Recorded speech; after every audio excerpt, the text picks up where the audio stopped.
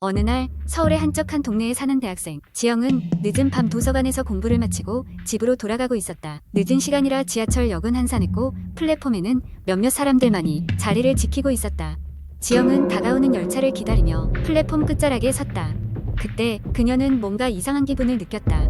누군가가 자신을 지켜보고 있다는 느낌이었다. 주위를 둘러보았지만 특별한 사람은 보이지 않았다. 단지 저 멀리 한 구석에서 중년의 남자가 수첩에 뭔가를 적고 있었다. 지영은 그 남자의 존재를 의식하며 다시 마음을 내려놓고 스마트폰을 보았다. 곧 열차가 도착했고 그녀는 그 남자가 살짝 미소를 띠며 자신을 쳐다보는 것을 보았다.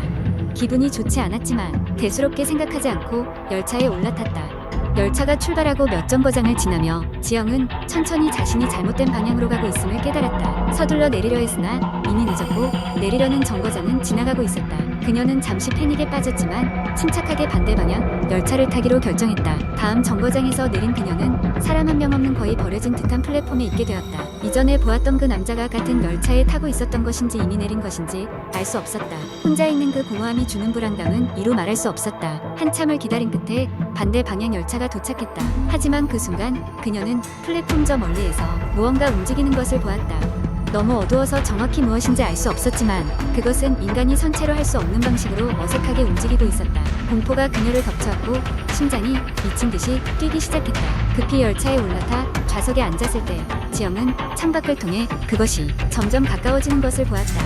그것은 도무지 인간이라 부를 수 없는 형상이었다. 무언가 기괴한 형체가 어둠 속에서 나타났고 곧이어 절묘하게 창문 바로 앞에서 멈춰섰다. 심장이 멎는 것 같았지만 열차가 서서히 출발하며 그 악몽에서 벗어날 수 있었다.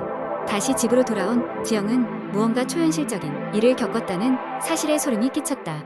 그녀는 모든 일이 꿈이길 바랬지만 머릿속에서 지배하듯 남아있던 그 형상과 정체불명의 남자의 얼굴이 반복해서 떠올랐다. 이후 그녀는 밤이 되면 그 얼굴이 자신을 지켜보고 있다는 느낌의 잠을 이루기 힘들었다. 그러던 어느 날 작은 소포가 그녀의 집 앞으로 배달되었다. 소포 안에는 지영이 전혀 모르는 사람이 찍힌 사진들이 들어있었는데 마지막 장을 넘기는 순간 그녀는 충격에 휩싸였다. 마지막 사진에는 어젯밤 플랫폼에서의 그녀와 그 괴상한 형체가 함께 찍혀 있었고 사진의 구석에는 다음은 너다라는 문장이 낙서처럼 쓰여 있었다. 그녀는 다시 그 남자와 형체가 함께 있는 위험한 상황 속에 있음을 직감했고 그날 이후 더 이상 밤길을 홀로 걷지 않았다. 마치 그녀가 그날 저주에 걸린 듯 어느 순간 그녀는 느낄 수 있었다. 그들의 주시하던 눈길은 더욱 강렬하게 느껴졌고 모퉁이를 돌 때마다 집에 돌아올 때마다 숨막히는 감시의 시선이 떠나지 않았다. 그 일이 있고 난 후 지영은 결국 도시를 떠나 시골로 돌아갔다. 하지만 자신을 따라오는 그 어두운 그림자를 완전히 떨쳐버릴 수는 없었다. 그날 밤의 악몽은 여전히 그녀의 일상을 짓누르고 있었다. 그 이후 지영이 서울로 돌아왔다거나 그 남자를 다시 만났다는 소식은 전해지지 않았다. 다만 그녀의 이야기는 인터넷을 통해 퍼져나가며 많은 이들에게 경각심을 주고 있다. 아무도 모르는 밤의 불가사의한 손길이 언제 어느 때 찾아올지 알 수 없기 때문이다. 이 이야기는 상상력에 의해 만들어졌으며 사람들에게 조심성과 긴장감을 주기 위한 것입니다. 항상 주변을 주의하며 안전을 우선으로 하세요. 두 번째 이야기녀 태전 여름. 나는 친구들과 함께 오래된 폐가를 탐험하기로 했다. 이 폐가는 시골 한적한 마을 외곽에 위치해 있었고 오랫동안 버려진 듯한 느낌을 풍기는 곳이었다. 마을 사람들 사이에서는 그 집이 귀신이 나오는 저주가 된 곳이라는 소문이 돌았다. 얼마 전 인터넷 커뮤니티에서 폐가 탐험을 주제로 활발히 글을 올리던 우리는 이 폐가에 관심을 가지게 되었다. 결국 얼마 지나지 않아 우리 4명은 한밤중에 폐가를 찾아가기로 결심했다. 이러한 무모한 행동이 가진 위험성을 알면서도 우리는 그에 대한 흥분을 멈출 수가 없었다. 해가 저물고 달빛이 어슴푸레한 밤, 우리는 손전등과 카메라를 준비하여 폐가로 향했다. 폐가에 도착하자 문은 삐걱거리며 열렸고 오래된 나무 냄새가 우리의 코를 자극했다. 집 내부는 시간이 멈춘 듯 모든 것이 먼지에 덮여 있었고 바닥에는 오래된 잡지와 신문들이 흩어져 있었다. 우리는 먼저 1층의 거실과 주방을 탐색하기 시작했다. 벽에는 누군가가 성급히 낙서를 해놓은 듯한 흔적이 있었고 낡은 가구들이 여기저기 널려 있었다. 갑자기 우리 중 한 친구가 이상한 소리를 들었다고 말했다. 모두가 잠시 멈추고 숨을 죽인 채 소리가 나는 방향으로 귀를 기울였다. 확실히 어딘가에서 미세한 속삭임이 들려오는 것 같았다. 그러나 아무도 그 소리가 정확히 어디서 나는지를 알 수 없었다. 우리는 긴장감을 뒤로한 채 2층으로 올라갔다. 2층으로 가는 계단은 삐걱삐걱 소리를 내며 마치 금방이라도 부서질 것만 같았다. 2층에 도착하자 마주 앉긴 복도 끝에 작은 아이의 실루엣이 보였다. 깜짝 놀란 우리는 잠시 말을 잇지 못했다. 누군가의 장난일 거라 생각하며 용기를 내어 실루엣 쪽으로 다가갔다. 그러나 우리가 가까이 가자 실루엣은 마치 연기처럼 사라져버렸다. 놀라서 서로의 얼굴을 확인한 우리는 이성을 잃지 않으려 애썼다. 복도를 따라 한 방 한 방을 확인하며 다닐 때 마지막 방을 열자 비명이 절로 나왔다. 그 방에서는 의자에 앉아있는 마네킹이 있었고 그 목에는 여기서 나가라 라는 글씨가 적힌 종이가 걸려 있었다. 장난이 분명하다고 서로 안심시키면서도 우리는 다시 한번 그 자리를 피하고 싶다는 강한 충동을 느꼈다. 그 순간 집 전체에 갑자기 낡고 오래된 피아노 소리가 울려 퍼졌다. 우리는 패닉에 빠져 손전등을 휘두르며 소리가 나는 방향을 찾으려 했지만 그 소리는 우리를 놀리기라도 하듯 사방에서 들려왔다. 겁에 질린 우리는 급히 집을 빠져나가기로 하고 출구를 향해 달리기 시작했다. 하지만 복도를 빠져나갈 즈음 앞서 본 그 아이의 실루엣이 다시 나타났다. 이번에는 더 가까운 곳에서 희미한 미소를 지으며 우리를 바라보고 있었다. 더 이상 견딜 수 없었던 우리는 비명을 지르며 집을 뛰쳐나왔다. 밖으로 나오니 3시 왔지만 4시 되어서 나왔다. 어쩐지 이상하게 따라오던 친구의 모습이 달랐다. 정신없이 달려 마을로 돌아왔을 때 그 친구를 보니 그는 사라져 있었다. 그리고 그 후로 우리는 그 친구를 다시 본 적이 없었다. 여러 수색과 노력에도 불구하고 그는 마치 연기처럼 사라진 것이다.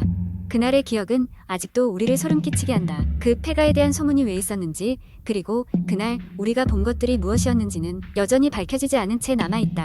이 이야기를 마을 사람들에게 이야기했을 때 할머니 한 분이 조용히 말해주셨다. 그 집엔 그 오래전에도 아이가 살았어. 어느 날 사라진 아이가.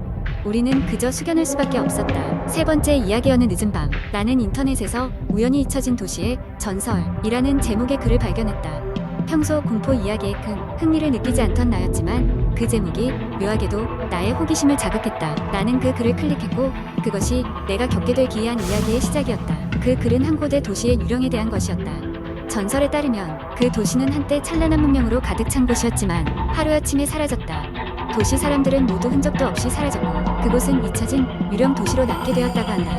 하지만 몇몇 용감한 탐험가들은 그곳을 발견했다고 했고 그중 일부는 돌아오는 길에 이유 없는 관계에 물들어 결국 비극적인 결말을 맞이했다고 전해졌다. 그 글에는 돌아오지 못한 탐험가들이 남긴 수많은 경고와 증언들이 담겨 있었다. 궁금증을 참을 수 없던 나는 그 도시에 관한 정보를 더 찾아보기 시작했다. 여러 인터넷 게시판과 블로그를 뒤지던 중 실제로 그 도시의 위치를 알고 있다고 주장하는 사람들의 이야기를 발견했다. 그들은 그곳에 다녀온 날부터 자신들의 삶이 완전히 뒤바뀌어 버렸다고 고백했다. 어떤 사람은 이유를 알 수 없는 불길한 사건들이 계속 쫓아다닌다고 했고 다른 사람은 매일 밤 똑같은 악몽이 시달린다고 했다. 나는 그 모든 것을 단순한 우연의 일치라고 여기며 더 많은 정보를 수집했다. 그런데 이상한 일이 생겼다. 나의 컴퓨터가 갑자기 멈추더니 화면에 이상한 메시지가 떴다. 그만둬. 오싹한 기운이 뇌리를 스쳤지만 나는 그것을 일종의 킹이라고 생각하며 무시했다. 그러나 그날 밤 나는 기묘한 꿈을 꾸었다. 꿈속에서 나는 그 잊혀진 도시에 있었다. 황폐한 건물과 우중충한 하늘, 도시 전체를 감도는 싸늘한 공기가 마치 살아 숨쉬는 것처럼 느껴졌다. 나는 도시를 헤매며 여러 가지 이상의 기묘한 현상을 목격했다. 형체 없는 속삭임, 그림자처럼 희미하게 남은 사람들의 흔적이 눈앞을 스쳐 지나갔다. 그리고 마침내 나는 도시의 중심에 도착했다. 그곳에는 거대한 석상이 있었다. 석상은 우뚝 서서 하늘을 응시하고 있었고 그 얼굴은 내가 한 번도 본 적 없는 기이한 표정을 짓고 있었다. 그 순간 나는 등 뒤에서 누군가 나를 부르는 소리를 들었다. 뒤돌아보았지만 아무도 없었다. 다시 한번 소리가 들렸고 이번에는 더 명확하고 가까이에서 들렸다. 나의 이름을 부르고 있었다. 나는 도망치듯 그 자리를 벗어났고 그 순간 꿈에서 깨어났다. 심장이 쿵쾅거렸고 온몸에 식은땀이 흘렀다. 침대에 앉아 내가 경험한 꿈에 대해 곰곰이 생각해봤다. 그 꿈의 내용이 인터넷에서 읽었던 이야기에 나왔던 도시와 너무나 일치했기 때문이다. 나는 이를 우연이라 치부하고 싶었지만 마음 한구석에서는 그게 단순한 꿈이 아닐지도 모른다는 불안이 엄습했다. 그 이후로도 나는 며칠 동안 같은 꿈을 반복해서 꾸었다. 매번 더 생생하고 더 압도적인 디테일로 나타났다. 도시의 분위기는 점점 더 긴장감을 고조시켰고 석상의 얼굴은 점점 더 뚜렷하게 보였다. 그 덕분에 나는 점점 지쳐갔고 일상생활에도 지장을 받기 시작했다. 하루는 인터넷에서 해당 주제에 대해 논의하는 포럼에 참여해보기로 했다. 그곳에서 나와 비슷한 경험을 한 사람들이 있다는 것을 알게 되었다. 그들도 그 도시를 보는 꿈을 꿨고 이유를 알 수 없는 두려움에 사로잡혀 있었다. 그들 중 한 명은 나에게 개인적으로 메시지를 보내 그 도시와 관련된 한 가지 중요한 부분을 공유했다. 그것은 그 도시에 한번 빠져들면 그 곳의 유령들에게 홀린다는 것이었다. 유령들은 우리의 불안을 먹고 자라며 끝내는 우리를 그 도시에 묶어두기 위해 계속해서 꿈을 통해 우리에게 다가온다고 했다. 그 말을 듣고 나는 더욱더 무서워졌다. 내가 벗어날 수 없는 그 꿈의 늪에서 헤어나오기 위해 무엇을 할 수 있을지 계속해서 고민했다. 그러던 중 그 포럼의 다른 한 사용자는 내가 매일 밤 일기장을 쓰듯이 매일 꿈을 기록해보라고 조언했다. 꿈의 상세한 내용을 기록으로 남김으로써 무의식적으로 그 꿈을 현실에서 통제할 수 있게 될 것이라고 했다. 그 방법을 따라하며 나는 매일 꿈을 꼼꼼히 기록하기 시작했다. 시간이 지남에 따라 꿈의 빈도는 차츰 줄어들었고 그 내용도 점점 흐려졌다. 몇 주가 지나자 마침내 꿈에서는 더 이상 그 도시를 볼 수 없었다. 안도의 한숨을 내쉬며 나는 다시 평범한 일상으로 돌아갈 수 있었다. 하지만 때때로 늦은 밤 불현듯 그 도시의 석상이 혼자 나를 내려다보던 그 순간이 떠오를 때가 있다. 그리고 나는 아직도 그 석상의 얼굴이 무엇을 의미했을지 종종 생각하곤 한다. 그것은 과연 단순한 꿈이었을까? 아니면 그 도시에 얽힌 저주였던 것일까? 그 누구도 그 답을 알 수 없지만 그에 대한 나의 호기심은 여전히 남아있다. 그러나 나는 다시는 그 미지의 도시를 탐험하려 하지 않을 것이다.